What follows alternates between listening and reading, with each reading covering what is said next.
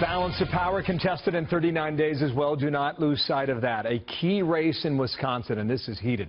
Millions of campaign dollars flooding into that state as Senator Ron Johnson, the Republican, faces off against a man whose seat he took, former Senator Russ Feingold.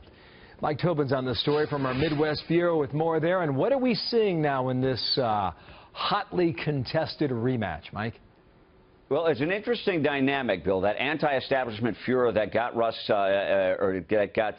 Johnson elected in the first place is alive and well. The question is, who is anti-establishment? You've got the incumbent Ron Johnson with 1 term, Russ Feingold with 3 terms in the Senate. Both of them are saying the other went to Washington and failed.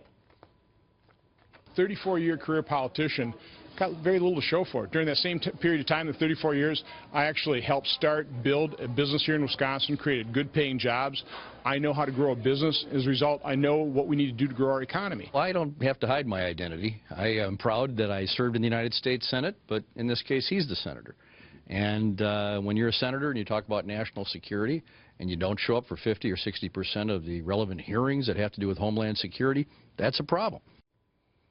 And with control of the Senate up for grabs, outside money is coming in just shy of $7 million from third parties in Wisconsin. Most of that money is anti-Feingold. Wow. Bill? Who has the leg up? Can you gauge that yet, Mike?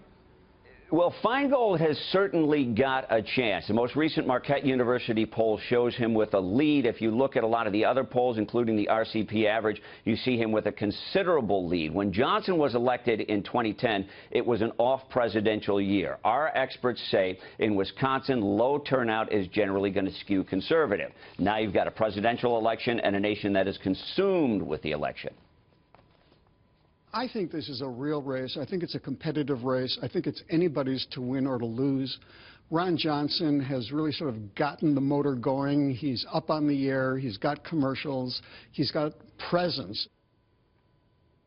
Now, the Democratic Senatorial Campaign Committee is delaying an ad buy in Wisconsin. A spokesman says that's because they're so confident with the Feingold campaign, they can spend their money elsewhere. A spokesperson for the Republican National Senatorial Committee says their ad blitz for Johnson kicks in mid-October. Oh, Bill? Mike Tobin, thanks. Out of Chicago today. Thanks, Mike.